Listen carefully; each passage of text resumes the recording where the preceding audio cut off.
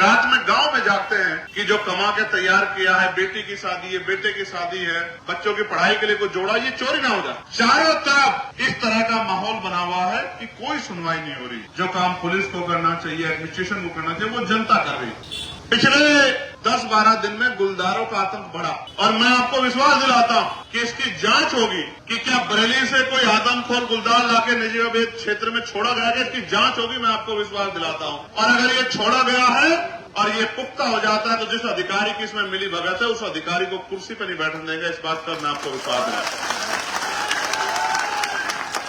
आप जानते हो, मैंने केंद्रीय मंत्री से मुलाकात की और उन्होंने मुझे विश्वास दिलाया। मैंने उनसे आग्रह किया कि आप मेरे साथ चल के एक बार देखिए चल के कि किस तरह किसान डर के साए में मजदूर रह रहा है। मैंने उनको बताया कि लोग अपने बच्चों को स्कूल नहीं भेज पा रहे हैं, डर रहे हैं कि भेजेंगे स्कूल और जाएगा शमशान कब्रिस्तान। महिलाएं खेतों पे नहीं जा पा रही। क्षेत्र में 2 तरह से लोगों के घर चल रहे हैं। पहला, किसानी के जरिए। अब किसानी में एक प्राकृतिक मार जो आई, मैंने आपको बता दिया कि बाढ़ से, खो के पानी से कितना नुकसान हुआ है और कोई मुआवजा नहीं मिला। लेकिन दूसरा, जो फसल खड़ी हुई है उस फसल को समय पे ले नहीं पा रहे हैं क्योंकि डर रहे हैं। किसान कमजोर होगा तो मजदूर अपने आप कमजोर हो जाएगा, क्योंकि किसान और मजदूर एक कड़ी से जुड़े हुए हैं। किसान के खेत में फसल होगी तो उसकी उस फसल से उस मजदूर का घर भी चलेगा।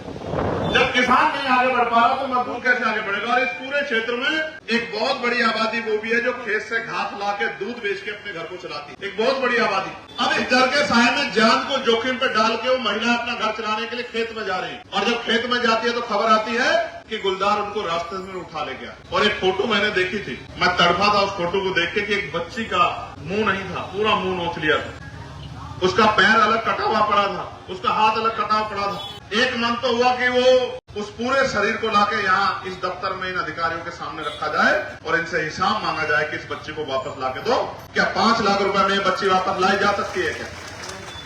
लेकिन अपने पद की गरिमा के अनुसार मैंने बात की कि आप इसमें कार्रवाई करो और हमें विश्वास दिला गया कार्रवाई हो। मैंने लेटर लिखा तो वाइल्ड लाइफ इंस्टीट्यूट देहरादून की टीम एक यहाँ आई, लेकिन क्योंकि जान जा रही थी गरीब किसान मजदूर की, कहते हैं अमीर मरता है तो कानून बदलते हैं और गरीब मरता है तो मजाक उड़ती है। मजाक उड़ी और उसके बाद चैन से फिर सब लोग बैठे। अब सवाल ये है कि ये जुल्म कब तक? जैसा मैंने कहा कि पानी सर के पार हो गया, अब इस पे कोई ठोस कदम उठाने की जरूरत है। और मैं जानता हूं अगर मुझे एक पंजा लगेगा तो पूरे देश को खबर जाएगी। इसलिए मैंने फैसला लिया स्वतः कि हम उस क्षेत्र में जाके रुकने का काम करेंगे जहां गुलदार का सबसे ज्यादा आतंक है। एक सेनापति होने के नाते, एक नेता होने के नाते, इस क्षेत्र का प्रतिनिधि होने के नाते मैं अपने दूसरे भाइयों की जान को जोखिम में नहीं डाल सकता कि वो जाएं और उस गुलदार प्रभावित क्षेत्र में जाके रुके। इसलिए मैंने फैसला लिया कि जो आफत आएगी सबसे पहले उसको आएगी जिस पे आपने भरोसा किया है, जिसको आपने ताकत दी है। इसलिए हम वहीं जाके रुकेंगे। रात का रात्रि निवास हमारा वहीं होगा। जो मुसीबत आएगी उसका सामना हम करेंगे। मैंने पिछले जिलाधिकारी थे उनसे कहा था, जब नेटोर क्षेत्र में गुलदार का आतंक बचा था, मैंने उनसे कहा कि आप एक कुछ मत करो, एक ही काम कर दो कि आप किसानों को और ग्राम प्रधानों को आर्म्स लाइसेंस दे कि जरूरत पड़ने पे वो अपनी जान की रक्षा स्वयं कर सके। लेकिन सरकार इतनी हिम्मत नहीं जुटा पाई कि लोगों की जान की रक्षा हो सके और उन्होंने मेरी इस बात को नहीं माना। इसके बाद कई लोगों की जान गई और इस पिछले 15 दिन में जो 3-4 लोगों की जान गई है, इसने अंदर तक हम सब लोगों को हिला के रख दिया। आज जो आप यहाँ गंभीरता से अपना समय, अपना कार्य छोड़ के यहाँ, भाई लांबा जी भी हमारे बीच आ गए हैं, तमाम हमारे साथी, हमारे सुरवीर सिंह जी जो हैं, जो जाट महासभा के प्रदेश अध्यक्ष रहे हैं, तमाम हमारे बहुत जिम्मेदार शख्स इस क्षेत्र के, तमाम हमारे पार्टी के सम्मानित संघर्षशील कार्यकर्ता पदाधिकारी, हमारी पार्टी के सम्मानित नेतागण, जिले के प्रभारी, मंडल के प्रभारी, प्रदेश कमेटी के मेंबर, तमाम लोग, इन्होंने मुझे सैकड़ों मैसेज करके चिंता जाहिर की कि हमें चुप नहीं बैठना चाहिए। और जब इनकी चिंता, हमारी चिंता ने एकजुटता दिखाई तो ये आंदोलन आज यहाँ जमीन पर दिख रहा है। और आपने देखा मेरी घोषणा के बाद कई आंदोलन शुरू हुए, कई तरह से प्रयास किया गया, लेकिन ये प्रयास काफी नहीं, हमें ठोस समाधान। और मैं आपको विश्वास दिलाता हूं कि इस बार इसका ठोस ही परिणाम निकलेगा और ये एक दिन के आंदोलन से नहीं निकलेगा। मैं मानता हूं इस बार आंदोलन जो है, अगर यहाँ की सुनवाई से काम नहीं चलेगा तो अगला आंदोलन दिल्ली में होगा या लखनऊ में होगा। मेरी बात को आप याद रखें।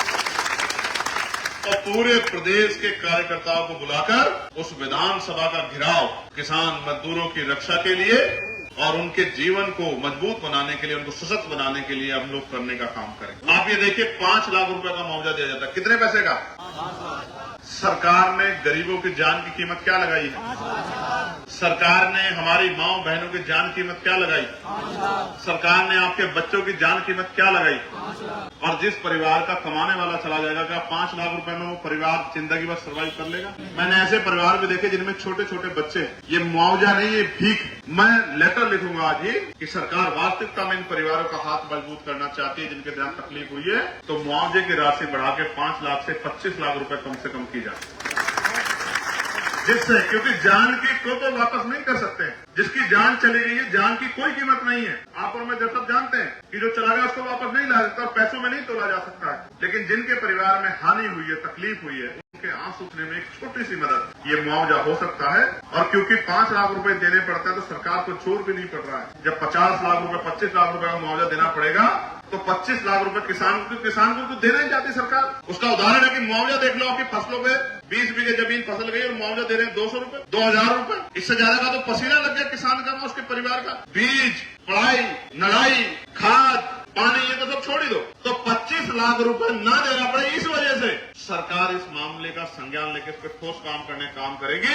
फिर भी मैं मानता हूं सरकार की निष्ठा ये नहीं होगी कि लोगों की जान बचनी चाहिए। अगर निष्ठा होती तो 35 लोगों के खून से जब इतना बड़ा जो है खिलवाड़ हो गया, तब तो इस सोई हुई सरकार चाहती। आपने सुना होगा ये सरकार भ्रष्टाचार की भेंट चढ़ गई है। अभी सरकार के नेताओं में आपस में जूता पतरी हो रही थी कि 65 करोड़ रुपए जो आया था, वो 65 करोड़ रुपए कौन खाया, ये सब आपके सामने होगा। और मैं जानता हूं कि सारे लोग बुरे नहीं है, कुछ अच्छे लोग भी हैं, लेकिन 65 करोड़ रुपए गरीबों के हिस्से का, किसानों के हिस्से का, ये 65 करोड़ रुपए लूटने वाली सरकार कभी किसानों की तेजी नितेशी नहीं हो सकती है। इस बात को भी हमें समझना चाहिए। और जांच करने की बजाय बंदर बांट करने में लगे हुए हैं। आप समझिए, यहां भी जांच होगी। मैं आपको विश्वास दिलाता हूं, जो पिछले की बात आपने मेरे सामने रखी है, मैं आपको विश्वास दिलाता हूं कि अगली दिशा कमेटी की मीटिंग में उसके जांच के आदेश भी दिए जाएंगे कि ये किसके आदेश पे लगा, किसने प्रपोजल बनाया, क्या इसकी मार्केट वैल्यू है, कितने में ये जो है लगा है, कैसे इसका फंड्स रिलीज हुआ है, किस कंपनी को टेंडर दिया गया है, इसकी जांच भी हम लोग कराएंगे। लेकिन मैं आपको बताना चाहता हूं मेरे क्षेत्रवासियों कि सरकार को आपके मरने से कोई फर्क नहीं पड़ता। आज प्रदेश में नौजवान सुसाइड कर रहा क्योंकि बेरोजगारी बढ़ी हुई। आज किसान सुसाइड कर रहा, खाद के लिए लंबी लंबी लाइन लग रही। बारिश में भी महिलाएं किसान खेत उसके खाद के लिए, डीएपी के लिए डटी हुई, यूरिया के, कोई पूछने वाला नहीं है। और तो और किसानों की बात करने वाली सरकार डंडा बजाने का काम कर रही है, बुलडोजर चलाने का काम कर रही है, लोगों को पीटने का काम कर रही है, लोगों का हाफ इनकाउंटर करने का काम कर रही है। बदमाशों का घूटना टेकने वाली सरकार हमारी मजबूत पुलिस को भी मजबूर कर देती है कि वो इन क्रिमिनल्स पे कार्रवाई ना कर। ये सब हमारी आंखों के सामने हो। और जो फॉरेस्ट विभाग के लोगों का हाल है वो आपसे छिपा हुआ नहीं। फॉरेस्ट के अधिकारी लोगों के आंसू पूछने के लिए, दो मीठी बात करने के लिए उनके बीच नहीं पहुंच रहे, उनके साथी भी नहीं बन पा रहे उनका हाथ पकड़ के। ये हालात है जिले। इसलिए इस पूरे मामले को गंभीरता से हम लोगों ने लिया है और अब इस पे ठोस समाधान हम लोग करा के रहेंगे। हमारे तमाम नेता, तमाम हमारे साथी, तमाम यहाँ के सामाजिक संगठन, किसान हमारे साथी, सब लोग, जीतू भाई हमारे उत्तराखंड से चल के आए, तमाम साथी हमारे कमर कस चुके हैं। महात्मा विजय दास जी जो है वो मुजफ्फरनगर से चल के आए। तमाम जो है लोगों के अंदर पीड़ा है, क्योंकि ये किसी एक व्यक्ति की लड़ाई नहीं है, ये पूरे क्षेत्र की लड़ाई है, गरीब जनता की लड़ाई है, किसान मजदूरों की लड़ाई है। ये राजनीतिक लड़ाई नहीं है, ये लोगों की जीवन रक्षा की लड़ाई है। और लोगों की जीवन रक्षा का पन और पार्लियामेंट में जब हमने शपथ ली थी तो इस बात का हमने विश्वास दिलाया था कि हम अंतिम व्यक्ति की भी सुनवाई करने का काम करेंगे, अंतिम व्यक्ति की आवाज बनने का काम करेंगे। और अगर हमारे क्षेत्र में इस तरह का जुल्म होगा तो हम लोग चुपचाप नहीं बैठे। मैंने तो एक छोटा सा आह्वान किया था, आप हजारों की संख्या में यहाँ चले आए। मैं आप सबका भी बहुत बहुत धन्यवाद करता हूँ। और बड़े बड़े जिम्मेदार लोग अपने काम छोड़ के आशीर्वाद देने के लिए यहाँ हम लोगों को पहुंचे हैं। उनके प्यार का, आशीर्वाद का भी हम लोग बहुत बहुत उनका धन्यवाद करते हैं।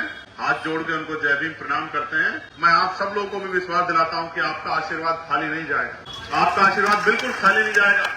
आपके आशीर्वाद से, आपकी मेहनत से, आपका पसीना जो आज यहाँ पड़ा है, ये इस क्षेत्र में इस गुलदार की समस्या को खत्म कराने का काम करेगा। मेरा आपको बहुत बहुत भरोसा है इस बात के साथ कि चाहे पार्लियामेंट हो चाहे सड़क हो। और इस बार जब मैं ये भी भरोसा दिला दूं कि जब पार्लियामेंट चलेगी तो पहले दिन गुलदार की समस्या पे पार्लियामेंट की सीढ़ियों पर बैठ के आंदोलन करने का काम भी हम लोग लोकसभा के अंदर करेंगे। और आप जानते हैं कि मैं अपने साथियों को भी इकट्ठा कर लेता हूँ। वो मेरे साथी जो मेरा साथ देते हैं, क्योंकि मेरी संख्या वहाँ कम है, अकेला आदमी हूँ, तो जो किसान नेता हमारा साथ देते हैं उन सबको भी इकट्ठा करके इस नगीना की, बिजनौर की समस्या को राष्ट्रीय समस्या बनाने का काम हम लोग करेंगे। इस बात का भी मैं आपको विश्वास दिलाता हूं। मैं मीडिया के भाइयों से भी कहूंगा कि मीडिया का भी बड़ा सशक्त रोल है। उनको हमसे भी सवाल पूछना चाहिए, उनको एसी के कमरों में बैठे हमारे मान्य अधिकारियों से भी सवाल पूछना चाहिए, और उनको इस निकम्मी सरकार से भी सवाल पूछना चाहिए जो 35 लोगों की जान की कीमत नहीं समझती है, जो 35 लोगों की जान से इतना बड़ा खिलवाड़ होने के बाद भी और चैन से जो है अपने घर में पड़ के सो रही है। सरकार से भी सवाल पूछना। लेकिन प्यारे भाइयों, मैं आपसे पूछना भी चाहता हूं, अगर इस आंदोलन को दोबारा से मजबूत करके आगे बढ़ाना पड़ा, क्या आप इस आंदोलन में हम लोग का साथ दोगे? दोबारा से बताओ।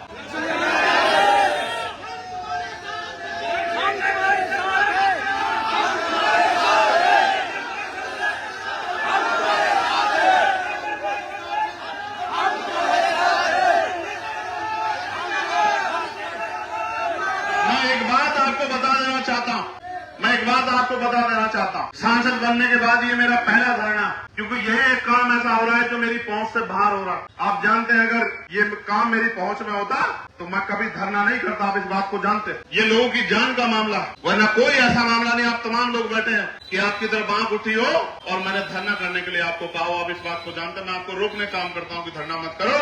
आपके पास आपका सांसद है जो आपके जगह अकेला धरना करने का काम करेगा। लेकिन इस बार मैं अपने आप को असहाय महसूस कर रहा हूं, क्योंकि अगर ये लड़ाई इंसानों से लड़ी जा रही होती, दबंगों से, सामंतियों से, किसान विरोधियों से, दलित मुसलमान पिछड़ा विरोधियों से लड़ी जा रही होती, व्यापारी विरोधियों से लड़ी जा रही होती, तो वहीं जाके इस आंदोलन करने का हम करते। लेकिन क्योंकि ये लड़ाई जानवरों से लड़ी जा रही है,